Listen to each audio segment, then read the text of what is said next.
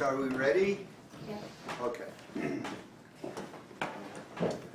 So I'm going to begin by reading a Gemara to you from Tainus. At the end of Tainus, it's on Lamed Amud Beis, 30b. And then I would like to give you my read of this Gemara and what it is that the Gemara was attempting to do. And actually, I believe they gave us the key to two very important things of how to take advantage of the 15th of Av, to bAv.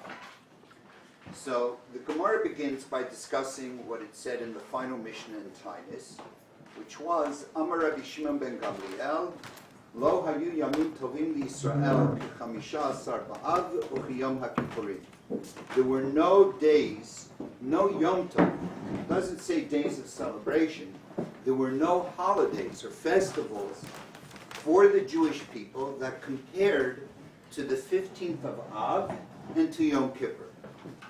Because it was on this day that all the single women who were of eligible age, at least 12 or more, they would borrow clothes from each other so that no one could say, I can afford a better wardrobe than you. And they would go out dancing, and each one would sing her own praises. Or they would say, look at beauty. Another one would say, no, a woman's not for beauty, you should look at her midos. Another woman who didn't have exemplary character or was not especially beautiful would say, no, look at family. A woman who didn't have any of those would find something else to say about herself, which is a whole interesting discussion anyway, but it's not for now. But so the 2 days that women would go out, single women would go out to grab a mate or to be grabbed by a mate, were Yom Kippur, and we've explained that many times why this is so appropriate for Yom Kippur, and the 15th of Av. What's the matter? Yom Kippur? Yeah. We've explained it many times in this house. You see what happens? You lose too much weight and you forget your learning. It's very good to have. As the Gemara says about Rav Yochanan, he was enormously fat because really good-looking men are fat.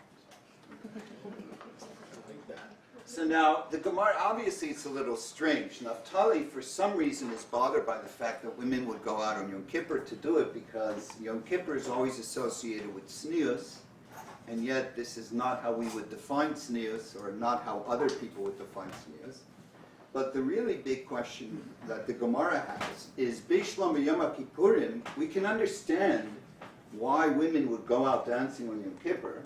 It's because it is a day of forgiveness and atonement.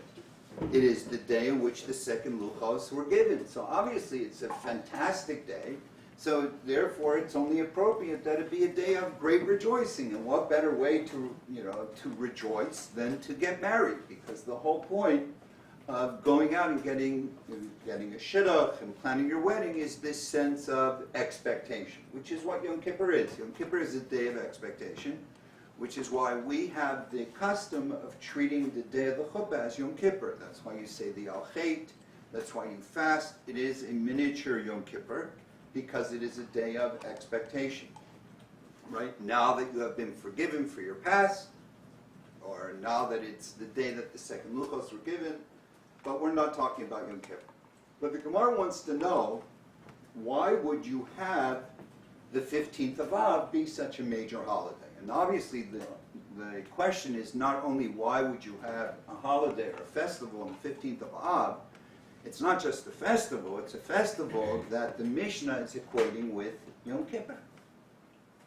So whatever reason you're going to have to give us for celebrating on the 15th of Av, on the 15th of Av, will have to be something that's so compelling that you would equate it with the joy of Yom Kippur. And we all know that Yom Kippur is not a heavy day, like this, but it is actually a day of tremendous rejoicing.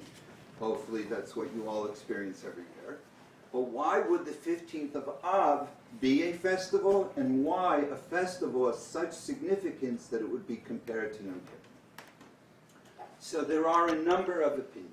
The first opinion is that if you recall, in Parshas Pinchas, 5 women, 5 sisters came to Moshe when they were counting the Jewish people, because as they were counting the Jewish people in the portion of Pinchas, they actually were beginning the process of dividing up the land of Israel. And one man who had left Egypt and had died, his name was Zelophehad, his daughters felt that he should have a portion in the land of Israel, because this was a statement that anyone who left Egypt will go to Israel. Wasn't that your promise, God? You said, I will take you out of Egypt, bring you to Israel. So they went and they demanded their process, they demanded their hearing, and when they were not satisfied with the lower court, they went to a higher court, and the higher court, there was that newsletter about it, they came to Moshe. Moshe goes, I don't know. And so he goes to God. God says, wow, what a good question. It never occurred to me. Think about it. Okay. So they can, if a man dies, a man dies and he leaves only daughters, they inherit his portion in the land of Israel. Okay. So the other tribes, they're not satisfied with the rest of the tribe of Manasseh is not satisfied with God's ruling. Because they said, well, they're women. What happens if they marry someone from outside the tribe? So then you're going to have part of our land, our Shevet, our tribe's land, going, and then it will go to their husbands, and we're going to lose it from our portion in the land of Israel. So God says, wow, you're right. Okay, they can't marry anyone else from another tribe. They can only marry in the tribe, and therefore they made a law that women can only marry within their own tribe if they're holding property or land and so on and so forth. So now you had an established, or you had a precedent in the Jewish people that tribes stayed within their own. At the end of last week's parsha, 2 weeks ago, you had the tribe saying, no, we don't need this anymore. Once the land of Israel is divided, so then each tribe has its established portion. You don't need this law. So God says, oh, okay, fine. So now the tribes can marry again. And it was on the day in which God issued this ruling, allowing members of one tribe to marry members of another tribe, was the 15th of Av. It's fantastic. Therefore, and it expresses the unity of the Jewish people and how we can all marry each other, and it's fantastic, and it's wonderful, and it's as exciting as Yom Kippur. Right? Okay, if you're convinced, that's what happens when you're too thin, right? Okay. I don't know. It's somehow to say that that's equal to the day of forgiveness and atonement and equal to the day in which we got the second Luchos. I don't know. It's a little hard, but let's see. Next. When we go back in detail, I'll let you argue. Okay? Not you. Okay, and then they had to find a word in the pasuk when God issued the original ruling, and because they found a word, it gave them an opening, and they decided on their own that God's ruling was over. They decided this on their own. That's one opinion. Next opinion is that this is the generation of the Pilegesh Begiva. Are you all familiar with the story of Pilegesh Begiva, the concubine of Giva? No. Okay, you've got to know. You don't know this story, you've got to know this. That's why I keep on saying there's this great book. It's called Tanakh, right? And it's been a bestseller for years, even though they won't put it in the New York Times bestseller list. But it's got everything, including sex. So it goes in our generation. So the story very quickly is that a man was traveling through a city. He was traveling back. He had had a very rough time, not with his wife, but with his concubine. It could be he had a rough time with her because he found a hair in his soup, and you know what that will do to a man. Another version of the Gemara is that he found a different colored hair in certain private areas of her body, and it wasn't his hair color, so he was wondering where she got it. You know how a guy can be, so he got a little upset. He sent her home, and he misses her. You know how it is with a concubine, you miss her, And so he went to pick her up from her daddy's house, and everything was great, but her daddy was very concerned that there not be any more of this tension. He really did not want his daughter to come back in humiliation again. And so her daddy made this huge feast and everything to make his, I don't know if you call it a son-in-law when it's just a concubine, but, you know, his son-in-law happy, and by the time the party ended, it was so late, they had to stay overnight. No, so you stay in your in-laws' house. I guess if your girl, your woman is only a concubine, it's even worse with your in-laws than if you're, maybe not, I don't know. So then, okay, next day he's going to leave, and her father says, no, don't leave, I need to feed you. And he makes this huge party, he makes this big barbecue in his house with all sorts of cocoa pebble treats and everything, and ice creams and barbecue, everything. And so by the time the party is over, it's too late to leave. Now, I don't know how many marriages can survive 2 nights in your in-laws' house, but especially if she's a concubine, but he had to sleep overnight, and so he stays till the 3rd day, and on the 3rd day, he leaves, despite the fact there's another big party, another big barbecue, not quite a salve barbecue, but there's this huge party, and he decides he's got to get out of here and he'll never go home. So on his way, he stops in this city that belonged to the tribe of Benjamin. It was called Giva. And he's stopped in the middle of the city. It's late. There are no hotels, no Motel 6, nothing. So he's sitting there in the middle of the city, and people just walk by and they ignore him. And no one invites him in, no one asks what he's doing there. Finally, this old guy comes over to them, he goes, what are you doing here in the middle of the street? Do you have any idea how dangerous it is in this neighborhood? I said, what do you mean? It's a from neighborhood. He said, exactly. Do you have any idea how dangerous it is for you to be here? And so he takes him in, he said, you got to come to my house, and the guy offers to pay him, so on and so forth. They go inside, they take care of the animals, they lock the door, and have a nice meal, and soon there's banging on the doors and banging on the windows, and the house is surrounded by the people of the city. And they say, send out that guy.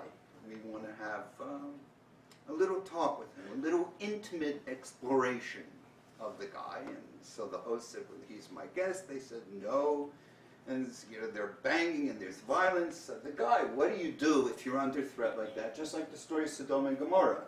And there are numerous parallels. So what do you do if you're in a situation like that? It's dangerous, it's terrifying. You take your concubine, you throw her out the door, right? That's fine. I mean, she's only a concubine, come on. So he throws her out, and that she is ravaged in every possible way. You know, there are women here I don't want to say, but she's ravaged in every possible way all night. He opens the door in the morning because he wants to leave. And there she is, collapsed on the ground. And he looks at her, he goes, no, let's go. You know, it's a nice, loving, I don't know what you call the male part of the concubine relationship. And she looks at him and she dies. And he's incensed. This is the way Jews act. He didn't do anything wrong, obviously. So he takes her body and cuts it up into 12 pieces and nails a piece to each one of the tribes of Israel. And says, this is what happened in Gibeah. Well, the Jews are incensed. How could we allow such a terrible thing to happen? So they amass a huge army to attack Gibeah, this one city. But the tribe of Benjamin says, no, you cannot attack our city. He said, no, you can't allow such a thing to continue, and we'll crush you. We have hundreds of thousands of soldiers, and you have nothing. So we're just going to crush you. The tribe of Benjamin says, no, they go to battle the first day, and the tribe of Benjamin wins. And they're outnumbered 10-1. And they won. Second day, go to battle, and the tribe of Benjamin goes again, and they win. Third day, they ask God, they ask the question properly, and this time, the rest of Israel wins. A total of 70,000 people died in this story. 70,000. And they were so angry with the men of Benjamin, they wiped them out. They wiped out Benjamin. There was nothing left except for 600 men who went into hiding. And all of those who fought took an oath that they would never allow a man from Benjamin to marry one of their daughters. It's the end of the tribe of Benjamin.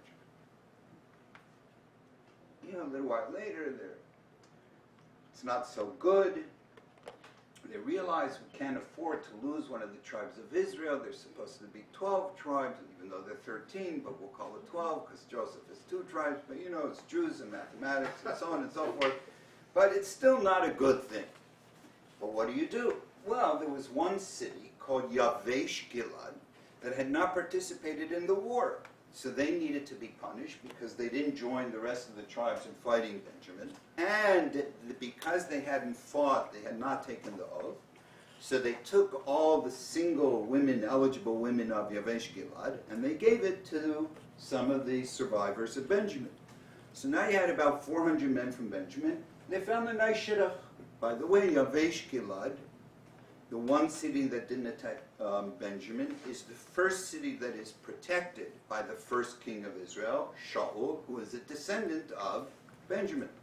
In fact, Shaul was one of the 600 survivors of this battle. They're still missing 200 women, so they don't know what to do. We took an oath. So they said, well, if you think about it, we took an oath that we wouldn't give our daughters to Benjamin. But what if the men of Benjamin grab our daughters? It's not a problem. It's not a violation of our oath. And when do Jewish men grab women? Everybody knows there's a holiday on the 15th of Av when the women go out dancing. So therefore, the 200 men from Benjamin took all 200 of the dancing women, and that's how the tribe of Benjamin was restored. So therefore, the 15th of Av is a day equal to Yom Kippur because the tribe of Benjamin was saved, and therefore it's a holiday. That's the second opinion, which is a kind of a little contradictory because why were the women dancing? Because it was already a holiday, so don't tell me it became a holiday because, okay, but it's Talmudic logic. What can you do? Okay, that's the second reason. The third reason is that this was the Jews in the 38 years that they were wandering the desert waiting to die out or serve out the term of the sentence of 40 years to die out in the desert. So every year on Tisha B'Av, the men who reached the age of 60 would dig a grave, they'd lie down in the grave, and then they'd die. On the 40th year, they dug a grave, no one died. It's Moshe.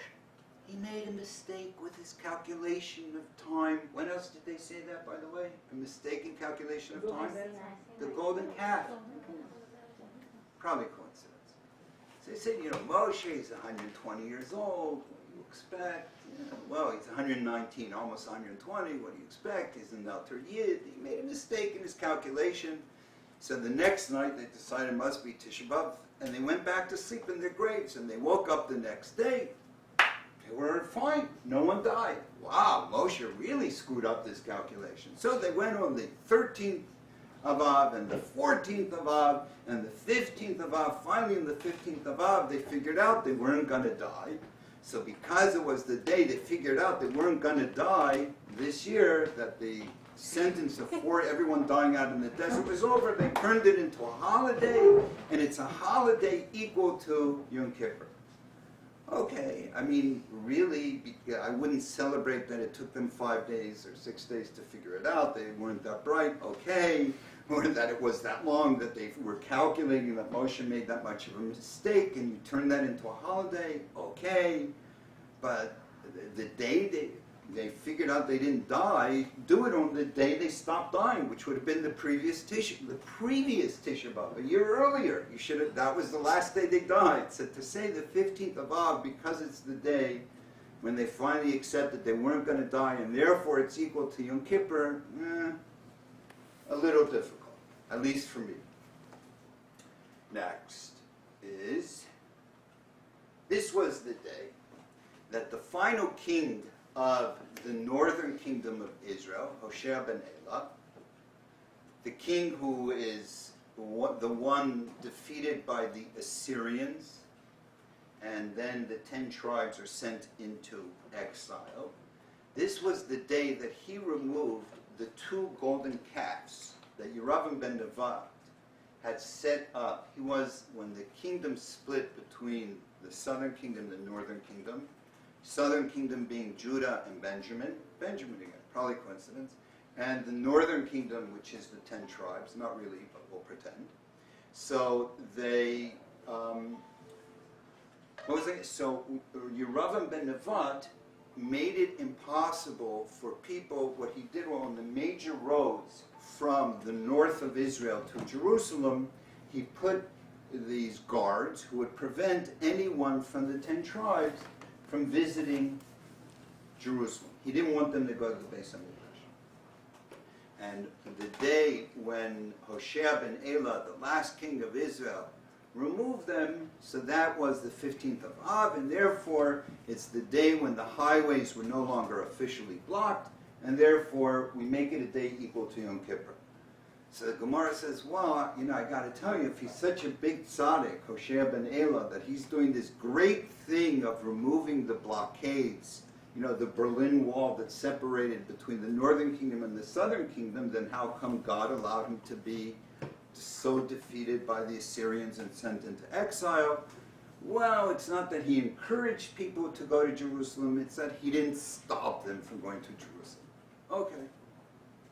But if all he did was, he didn't stop them from going to Jerusalem, to say that that's equal to Yom Kippur is a little hard to believe, especially since it didn't last very long, because they were exiled right afterward and defeated by the Assyrians, so also that one is a little difficult to believe. Okay, so we have another opinion. But it's so interesting, is it not?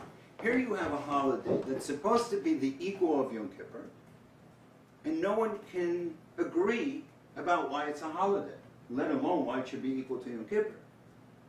I would imagine that if it is a holiday of such import, that it's equal to Yom Kippur, that everyone would know exactly why it's a holiday. And yet most people, when you say Tu b'Av, have no idea about what Tu b'Av is. No idea. You know, the Kabbalists say that it's 40 days before the 25th of Elul. The 25th of Elul was the first day of creation. Rosh Hashanah is the day of creation of the human beings with higher souls. Excuse me. So, and the Gemara and the Medrash often speak of 40 days before conception. So if the creation of the world was on the 25th of Elul, 40 days before is the 15th of Av. You know, the Kabbalists speak about that. It's the day in which you're granted your potential, but it's not the reason the Gemara gives openly, for sure. But don't you think it's strange, a day equal to Yom Kippur, and no one can agree on the reason, and a day equal to Yom Kippur? And I would venture to say, hopefully, without prejudging anyone or sending, condescending or anything, I suspect there may have been 1 or 2 people here who had never really heard about Tu b'Av and why it was a holiday. It's possible. Okay. No? Okay, then please forgive me for suspecting. Pardon? Okay, but don't worry, we have more reasons of why it's a holiday, and not only why it's a holiday, but a holiday equal to Yom Kippur. Okay, you're ready for the next one? And are they in historical order? No. Okay, so they weren't thinking clearly, I guess. So Rav Masna gives another reason. If you recall, one of the 5 tragedies of Tisha B'Av is that this was the day Beitar, which was the final stronghold of Bar Kokhba, was defeated, and hundreds of thousands of Jews were massacred, all sorts of horrible stories, all part of Tisha B'Av Kinos. And the Romans did not allow the Jews to bury the dead. But a miracle happened. And the Romans took the bodies and they used them to make fences around their properties. So you had Jewish bodies of dead Jews making fences around their property. And then, but once this Caesar died and there was a new Caesar, so all his decrees were rescinded. The Jews were given permission to bury the bodies. And not only were they granted permission to bury the bodies, but none of the bodies had rotted. or decomposed. So what that was on the 15th of Av, and therefore it's a holiday equal to Yom Kippur, and that's also the day we added the final blessing of benching, right? Hatov Hameti, because these were people who, you know, even though everything had been destroyed, they what's the word I'm looking for? They experienced a tremendous miracle, and so they turned it into a day equal to Yom Kippur. But now we have the best reason of all. You ready? The most exciting, the most compelling, the most powerful reason of all why the 15th of Av should be a festival, and a festival equal to Yom Kippur. You want to hear it? Yeah. You don't sound too interested. Yeah. Okay, we can skip it if you want. Okay, so we'll try. So Gemara says that every summer they would collect all the wood that was necessary to burn on the Mizbeach over the year.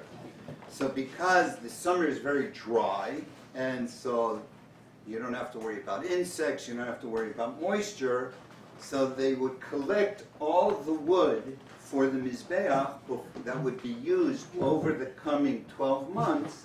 But the last day in which they could collect the wood from the Mizbeach was the 15th of Av, because now it was no longer so hot, so there was more of a chance of the wood being wet, there was more of a chance of insects, and so on and so forth. 15th of Av was the last day you could collect wood from the Mizbeach. So that's why it's a festival. Isn't that exciting? And not just a festival, but equal to Yom Kippur. Wow, this is like incredible. No? Okay. Can you say a little more about it? I'm going to say a little more about all of it. So actually, the way I understand this Gemara is that not only were Chazal addressing a specific day on the calendar year, a very important day, because remember, after the 9th of Av, we go into the period of the 7 weeks of Nechama, of comfort, and the 7 weeks of Nechama end, and then we go directly into Rosh Hashanah and Yom Kippur. So this is a day of tremendous transition. How do you go from Tisha B'Av into Elul, and then into Rosh Hashanah and Yom Kippur? How do you prepare for all, how do you make that transition? And I believe that each one of these different opinions of why Tu B'Av, the 15th of Av, is a festival, and not just a festival, but a festival equal to Yom Kippur, is that they are telling, each one is telling us how to make the transition from Tisha B'Av to Rosh Hashanah. And the reason this is so important is because if you look at people on Rosh Hashanah and Yom Kippur, do you find them dancing around? No. So here you have a Mishnah describing Yom Kippur as a day of tremendous joy. And not only tremendous joy, but girls going out dancing, and no one had any problem with it. It's not sneistic, it's not this, because they were at such an incredible level, it was not considered dangerous. So how do you go from a Tisha B'Av into a Rosh Hashanah and Yom Kippur, which are Chagim, they're days of joy, they're days of holidays, and yet, is it not from our own empirical evidence, our own experiences? How many of us have really been through experienced a Rosh Hashanah and a Yom Kippur in which everyone is just dancing for joy? Or are they more like Tisha B'Av, when you're listening to people crying and you're listening to people do their teshuvah, and you listen to the speeches that are given during Elul as we approach Elul, and you need to do teshuvah, I need to choose the one thing I'm going to work on, I need to, prepare myself for the day of judgment, I need to prepare myself for this, and everyone's walking around worried. There was a time in Ner Yisrael when one of the Rabbeim insisted that no ketchup be served during Elul because it was too much physical pleasure. I think what he meant was it was the only way that the food in Ner Yisrael could be edible, because everyone used to whoosh like this with ketchup, except the cholent, which we all stole on Friday night. Until one week we found a cat inside the cholent, and we didn't do it anymore. That's a different story. That certainly was a Tisha B'Av, but. Right? But isn't it incredible how many of us Instead of approaching Rosh Hashanah and Yom Kippur as a day of celebration and a day of possibility and a day of expectations and a day equal to a chuppah and a day of, wow, I'm going to have a whole new life and everything, is it more a day of dancing and joy? I'm saying empirically, not the way it's supposed to be, but empirically. Do we associate Teshuvah more with dancing around, or more with a Tisha B'Av type experience of ay, ay, ay, ay, ay, ay. So therefore, Tu B'Av, the reason they made it as important as Yom Kippurim is because unless you learn how to make the transition from the heaviness of a Tisha B'Av into the joy and the possibility of Yom Kippur, you're dead.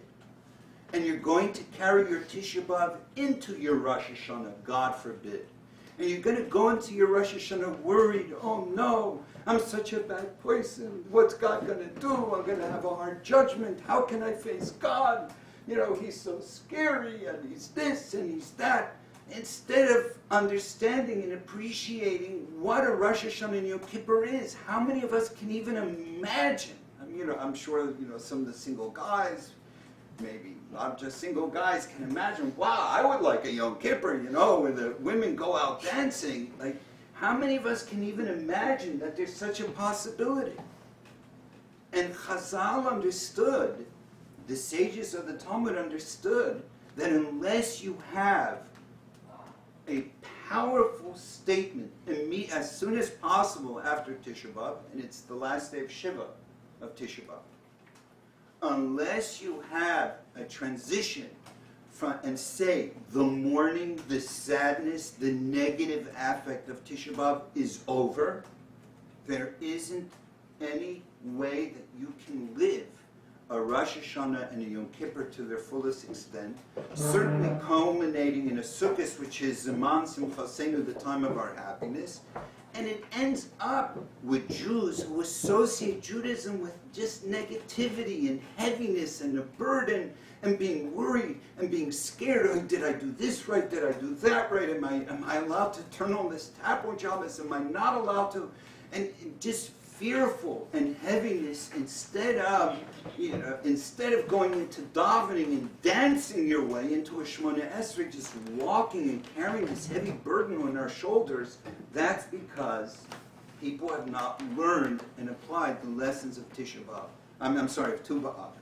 And not only that, but imagine let's say you're after Beitar. So the Beis HaMikdash has been destroyed. Now it's years later, and you have the possibility of the Messiah. And you're winning wars, major wars, against the most powerful army in the world. And then everyone starts being negative about Bar Kokhba, he's not the real thing. And everyone starts getting down, well, he is Mashiach, he's not Mashiach, or he was Mashiach, and now whatever the calculations were, you know how it sounds. And so, and then not only do they end up not winning a victory, but they're smashed, they're destroyed. So every time, we're 40 years dying out in the desert, it's just terrible, it's a tragedy. And so the sages needed to say to the Jewish people that whenever you're at a stage in which you feel that everything is over and everything is done and there is no hope and there is no possibility, either you find a way to build for the future, either you find a way to flip the switch from Tisha B'Av, from destruction into joy, or you have nothing. If we live in a world in which people walk around complaining about how we are not from enough, that's walking around with Tisha B'Av. That's not applying the lessons of Tu B'Av. Well, there's no way we're ever going to be as great as the previous generation. There's no way we're ever going to merit the redemption. There's no way we're ever going to merit the Messiah because we're just not good enough. We're not observant enough. We're not careful enough. And all the problems that we have, we walk around feeling undeserving of a future. And remember, we associate future with redemption, with possibility, with infinite possibility. And therefore, Chazal, every one of these opinions about Tu B'Av is a different approach, not only how to make the transition from a Tisha B'Av into a Yom Kippur, but how to make the transition from being a people who are walking around feeling undeserving of redemption, of people feeling, well, we'll never be as holy as the Jews of Europe, or we'll never be, as righteous as we can be and as wonderful and as exciting as we can be, into being a nation that believes in all of our possibilities. So that even when you have the establishment of the State of Israel, everyone is so convinced we're undeserving that you can't even have a unanimous sense of this being, wow, a miracle from God, a statement from God, I'm going to take care of you.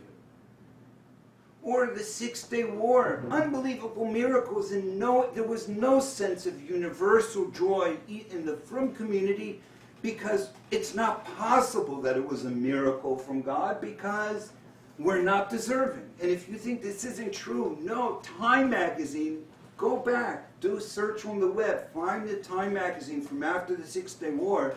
The headline on the article was, "The Messiah is coming." And thousands of Jews were coming from all over Israel to Yerushalayim to see the Kotel. They were all coming. People were coming to do teshuvah. So people, righteous people, from people, well-intentioned, well-meaning people, put up huge signs in the main bus station saying it wasn't a miracle, it wasn't God. This is not a sign from God. Yes, there were signs put up in the Tachana Merkazit telling people, don't believe this was a miracle. You can't. If you don't accept that the State of Israel is a miracle, how can you accept that the 6-Day War was a miracle?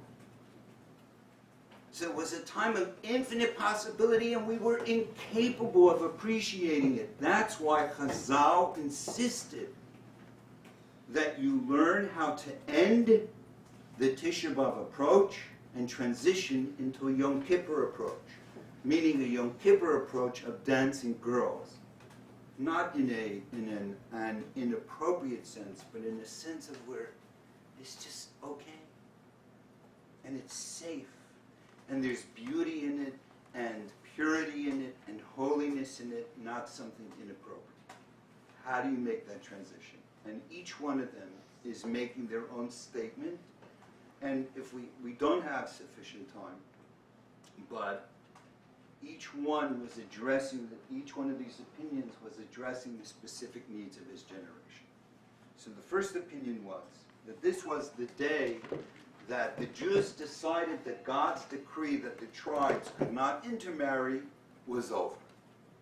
So now all the tribes could intermarry. Well, so he said, that makes it a day as great as Yom Kippur. So I know David was very convinced. But there might be a little more to it than just unity. The scene is the daughters of Tzlaf Chagaru, and they demand a direct answer from God, which is awesome. I love it. Okay? And God says, oh yeah, okay, fine. Then the members of the tribe go and they say, well, is that low fair? Because what happens if they marry? So God says, okay, we'll make a law. They can't intermarry. They can't marry someone from another tribe. In another generation, the Jews on their own, not Moshe, the Jews on their own took the words of God's decree and they paskined without consulting God that it was over. So here you have a scene. God, I'm not happy with this situation. Okay, yeah, I didn't think about that. Okay, we'll take care of it. Other people say, well, a minute, you're going to take care of them, those girls, you're not going to take care of us. Oh, yeah, okay, we'll make another adjustment here. What's going on? And then you have a generation of people say, well, if you look carefully at what God said, he said, there we can infer from one word that he used that he only meant it for the one generation and not any other. So therefore, his decree no longer applies. Do you know why this is so powerful? Because you have, first of all, you're making a transition from Moshe, because Moshe is about to die, to the next generation, where you're no longer going to have anyone who can ask direct questions from God, the way Moshe did. There are no longer any direct transmission of laws from a Navi, through a prophet, from God. No longer.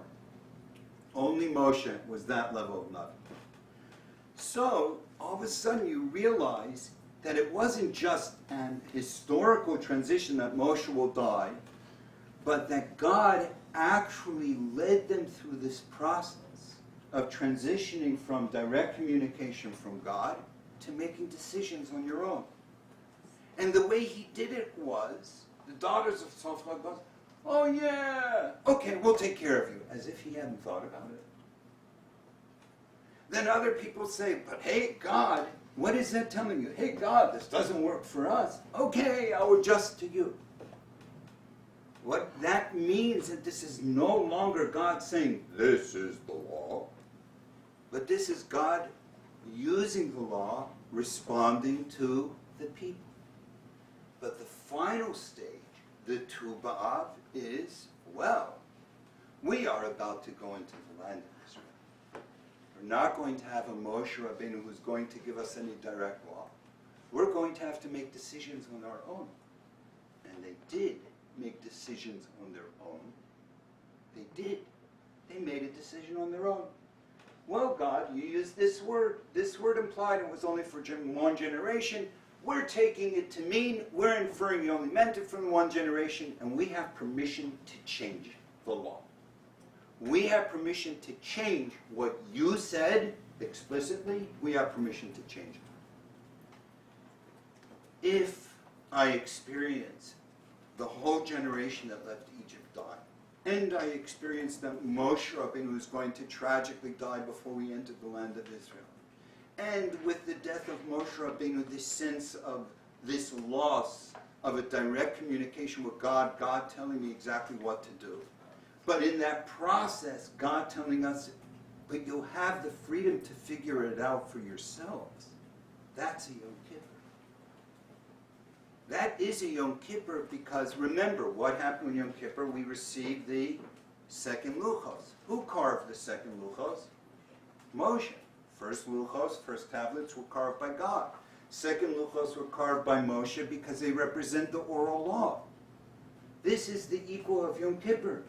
It's when, can you imagine Moshe is still alive and the people make a decision on their own and they say, this is the way we will apply the law. This was a day in which the people first experienced a sense of being empowered to take what God said and apply it to their generation. I had a conversation today with a woman who had reached menopause and there was no longer a need for her to go to the mikvah. The last time she had gone to mikvah was the last time she was ever going to go.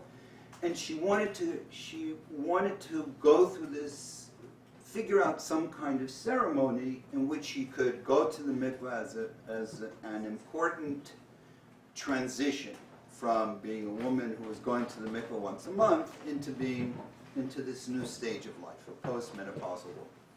And so we spent a few hours working together over a few weeks, doing a whole exercise that she should do with her husband, she should do it on her own, and her husband should do it on her own, and we figured out a whole process, all within the boundaries of halacha, on which she could, make this, go to the mikvah and do a very, powerful, go through this very powerful process so she could prepare herself for a new stage of life.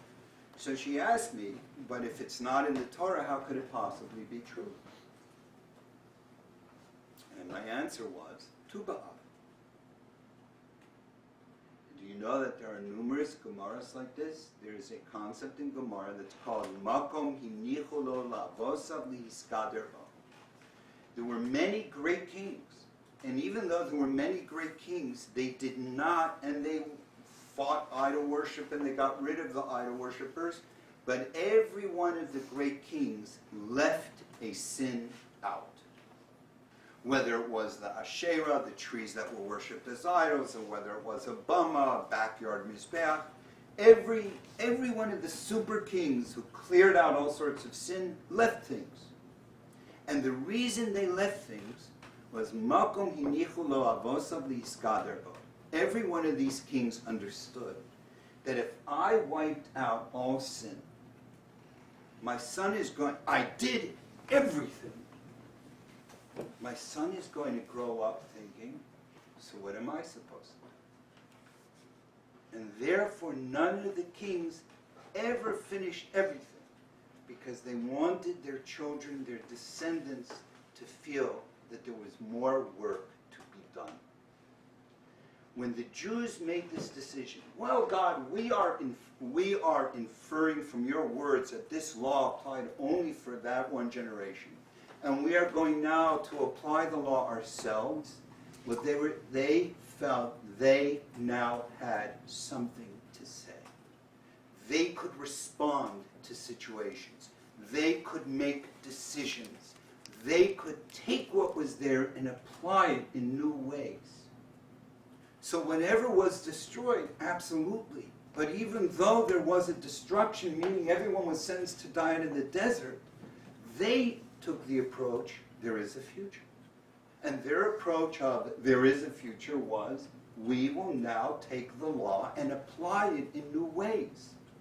It doesn't mean to change the law that pre-existed. It means to take the law and apply it in new ways.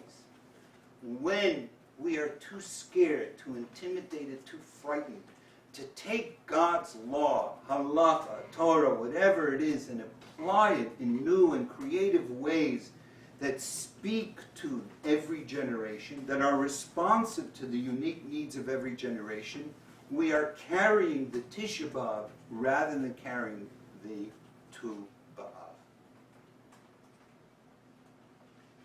My father was once at a Torah Masorah convention, and this used to be the best part of every Torah Masorah convention, where all the teachers, it was at one time the only organization that supported and guided and founded Orthodox Jewish day schools in the United States. And they did great things. But they would have an annual convention, and the favorite part of every convention for decades was that everyone would get together, and there would be a question and answer period with my father. And people would present all the issues they were dealing with, and it was freewheeling, and he was creative, and he knew each one of the people there. He would visit their community, so he knew what was going on, and he would say, this is for your community, this is the approach you should take, this is for your community, you should not take this approach, but incredibly creative. So one of the great or respected rabbis sat in on one of these sessions, one of the last years of my father's life, and when my father spoke, it was incredible. It was the best question and answer period ever. And someone went to this great rabbi afterward and said, it was incredible. And he stood up, he said, yeah, Rabbi Weinberg is brilliant. But I never heard these answers from my Rebbe, and therefore they are not valid. So there is the Tisha B'Av approach, which is, I never heard it from my Rebbe, therefore I cannot apply, I cannot make a new type of decision, I cannot be creative. And there's the Tu b'Av approach. The Tisha B'Av approach does not lead to redemption. The Tu b'Av approach does. The second opinion in the Gemara is, we said, this was the day that the tribe of Benjamin finally they were able to grab their daughters. So he said, come on. Why were the girls dancing? Because it was already a holiday. So what do you mean that it was a holiday because it was the day that they allowed the men of Benjamin to grab their daughters?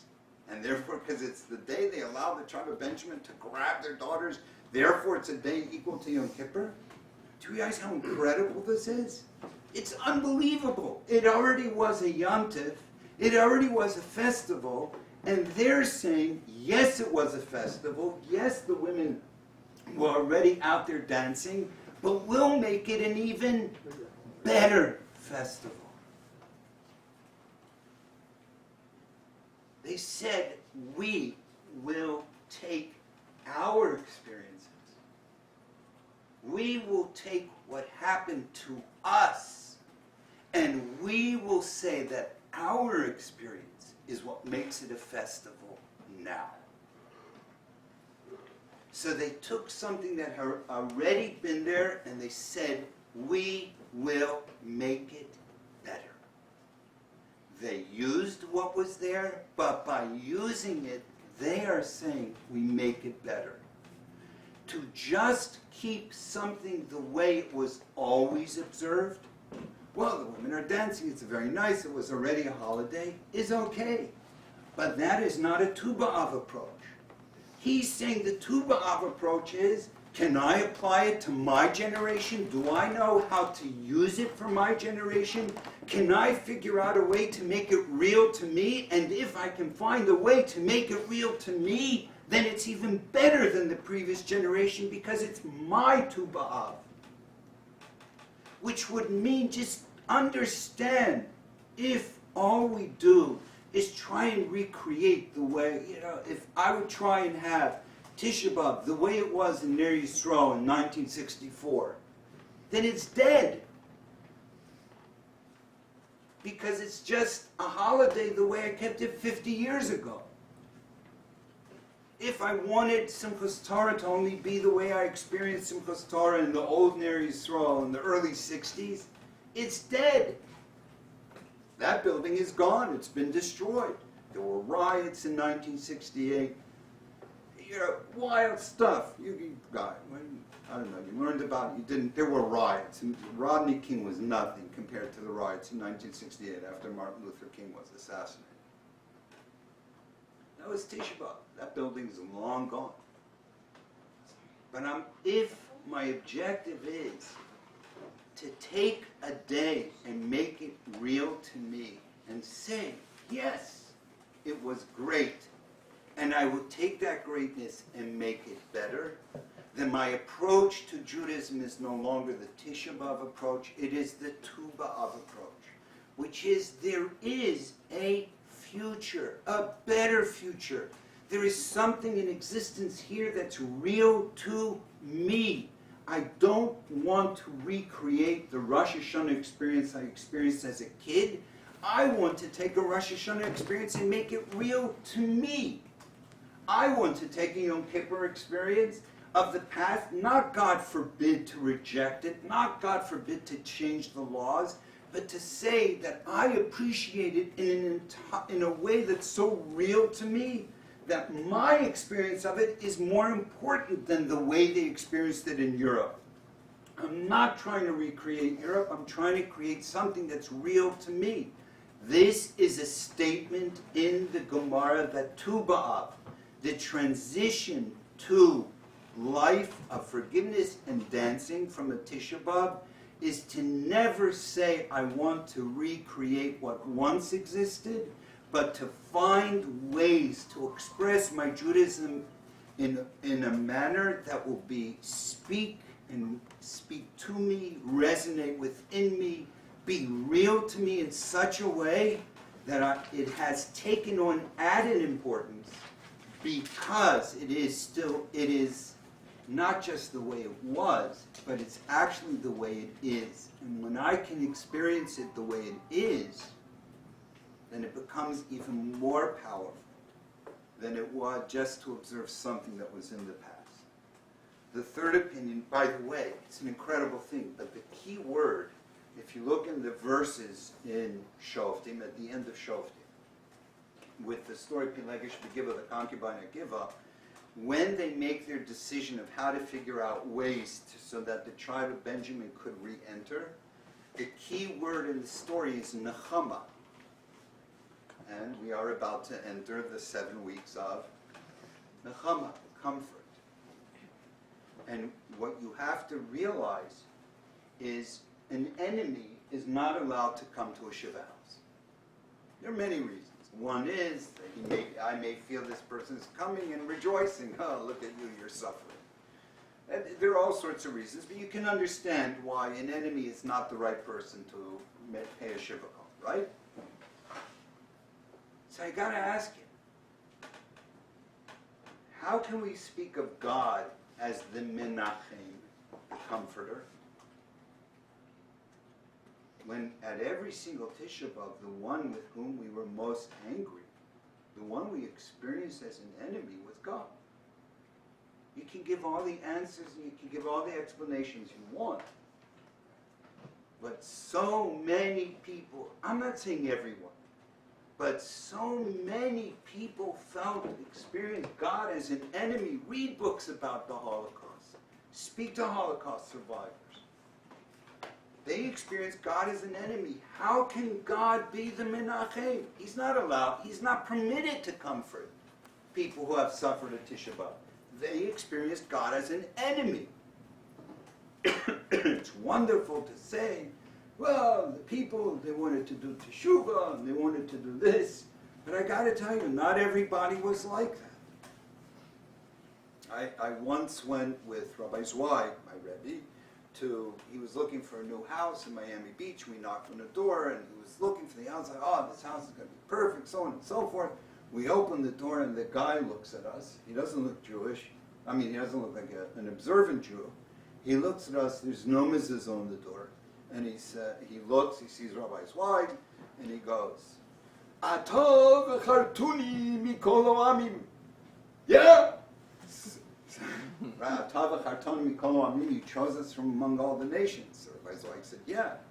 Well, then you tell me why someone who wants us to say Atov v'chartuni mikol ha'amim would kill my family in the Holocaust, and you can't buy my house. And he slammed the door. I would say that it's fair to say that this person experienced God as an enemy. So what's pshat that God can come and be a Menachem?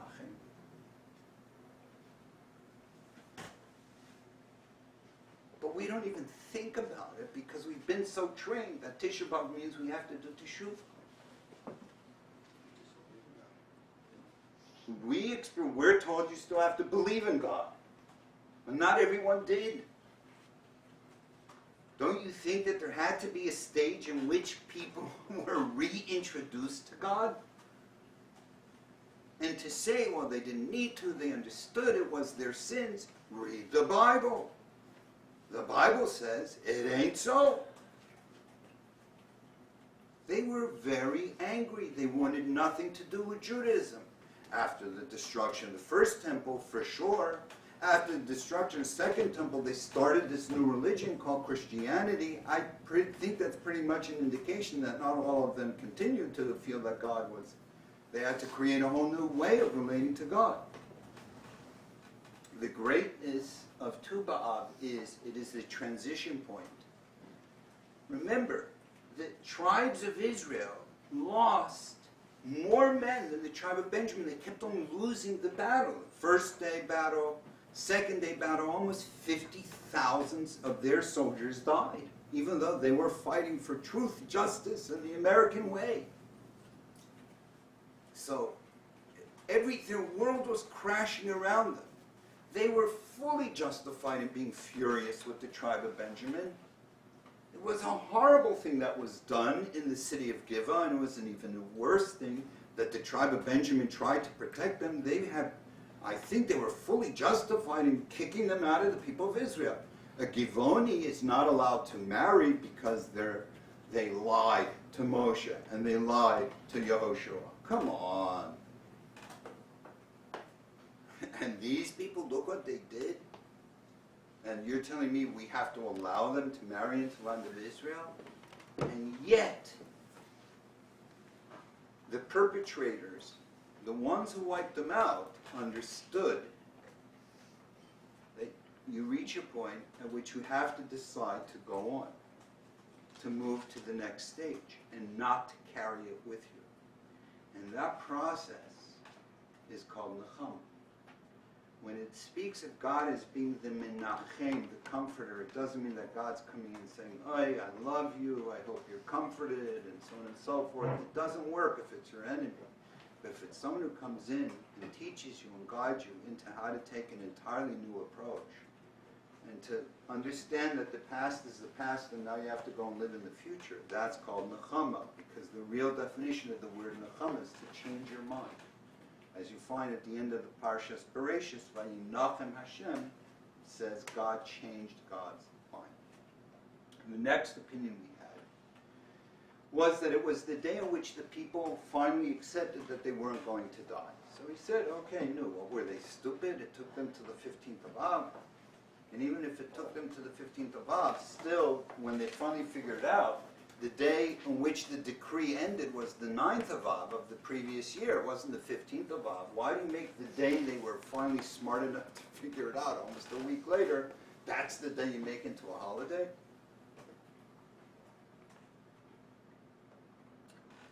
It's such an unbelievable thing. What's more important?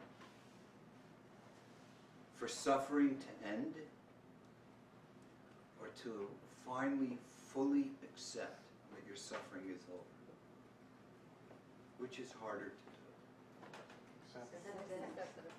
That's why. It took them a long time to accept. When people suffer for a long time, even when their suffering is over, they don't feel secure.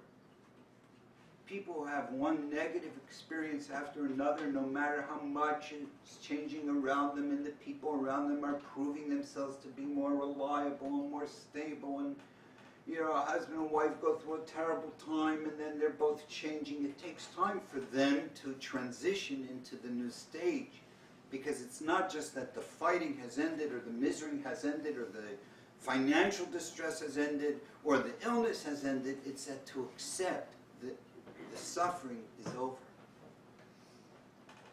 And when they realized, and not just realized, but accepted that their suffering was over, and it took them a long time, right, almost a week. But when they were able to finally accept that their suffering was over, they turned that into a holiday equal to Yom Kippur. Because most people walk around with all the negative affect, their negative experiences, their suffering, the way other people treated them, the insults they've heard, the way they've been hurt, their arguments, their illnesses, their problems with their kids, their financial sorrows. Everyone has had one problem or another. And then it's so hard to make an adjustment and say, okay, the suffering's over. Now I'm going to go back into life and live a whole new way. The day on which you can accept it's over. Now live. That's a day equal to Yom Kippur. So if the Jewish people are walking around saying, oh, we suffered so much in the Beis HaMikdash, and the next Beis HaMikdash in Beitar, and the Greeks and the Romans and the Byzantines and the Russians and the Poles and the English and the French and the German and the Ukrainians and the Khmelnytsky and everything else that happened one generation, we're always suffering, the world hates us. It'll never end, and then the Nazis, and then the Muslims, and everything else, and then all the Democrats, and all the people who wanted to walk around convinced that we're destined to suffer. Then we're living in Tisha B'Av. That means we haven't woken up and accepted that the suffering is over, and to accept this suffering is over is the only way that we're going to deserve Mashiach. It's the only way we're going to merit this sense of, you know what? It's over. It's enough. We can't accept it. The minute there were terrorist attacks after the 67 war, you had famous Rabbanim saying, you see, it wasn't a miracle. We're still suffering. The suffering continues. Not considering for a second that every time the suffering continues, it's only because we believe that the suffering will continue. We carry around our negative experiences from our childhood. We carry around the negative self-perceptions we have. We carry around all the limitations we had as kids. We do not accept it. And Tu B'Av, the Yom Kippur, is a day when we accept there's so much good, there's so many possibilities, there's so much that is wonderful and exciting and dynamic and enriching and fabulous and lovely and beautiful and challenging. There's so much that, you know what, the suffering is over. That's the only way to prepare for a Rosh Hashanah Yom Kippur. It's the only way to prepare to get out of a Tisha B'Av. It's the only way. And just think about the people who built the state of Israel after the Holocaust survivors going and draining swamps, Holocaust survivors going to this country surrounded by hundreds of millions of Arabs and fighting a war with a Davidka that could fire screws and nails but no bullets, and that would just make a scary noise. So all these incredible things that were fought by people who said, you know what, the suffering is over. So yeah, there may be religious issues with saying never again as if we're the ones in charge, but to say never again, the suffering is over, and now we're going to live a life of possibility, that's a huge madrega. That's a huge level, a very high level. How often do our kids have a negative experience and then they work it out, but they're still hesitant, they're still nervous? Isn't it a tough adjustment to say for them to accept the suffering is over? That's too ba'av. And that is as significant, if not more significant, than Yom Kippur, because Yom Kippur is in the Torah. This is something we did on our own. On our own, we said. We are so excited about accepting that the suffering is over. We are going to make a Yom Tov, a festival, as important as Yom Kippur. What a statement of the Jewish people that is. What a statement. And so his approach is, you want to get out of exile, you want to get out of Tisha B'Av, you want to start preparing for Rosh Hashanah and Yom Kippur, the only way to do it is to say, okay, the bad is over. And by the way, this appears numerous times in halacha as well, that you have to accept that your suffering is over in order to prepare for the future. Why do you read Parshas Bechukosai with the rebuke, the Tochacha and Parshas Bechukosai 2 weeks before Shavuos? Because Shavuos is like a Rosh Hashanah, so you want all the rebuke, all the curses to end before the new year. Because you can't have this experience of a new year unless you say the bad stuff is over. Why do you read Parshas Kisavo with its curses and its rebuke 2 weeks before Rosh Hashanah? Kidei shetichla hashana v'kol osel. To say, you know what, the bad stuff is over. It's the only way to prepare for a Rosh Hashanah. With a sense, all the bad stuff is over. Well, you know, the only reason there's bad stuff is because we're so bad, and we're so evil, we don't do this well, and this, and I do so many averos. That person doesn't really believe the curses are over. But if I can accept the curses are over, then maybe I can accept that my negative or destructive behaviors or limiting behaviors are over as well. It's the only way to approach. Well, I'm going to work on one thing means I'm carrying all the negative, but I'll work on one thing. But to say the bad stuff, it's over. What an incredible approach. Post-corporate. And it's so incredible if you think about it in benching. Who composed the bracha of Rachimna, have compassion on us? V'na tatzirchenu, please God, don't make us ever need to borrow money or to receive gifts. Please God, who composed that blessing? David and Shlomo at the peak of the Malchus, of the royal reign. And who composed the final bracha of benching Hatov v'Hameti, who is good and makes things better? The people who survived Beitar. It's incredible. There's a suffering. There's a future. And the Chafetz Chaim explains it was so powerful that these people who were crushed made a conscious decision not to focus on the negative, but to focus on the possibilities. That's why you have all the harachamans after Al Yichasrenu. Because you're on such a high level of being able to see that it's only good from now on. God says, you can ask me for whatever you want. So harachaman yifarnesenu b'chavod, give us parnasa. That's why you have all those prayers. Because God says, I like you guys. You're able to say suffering's over, I like you.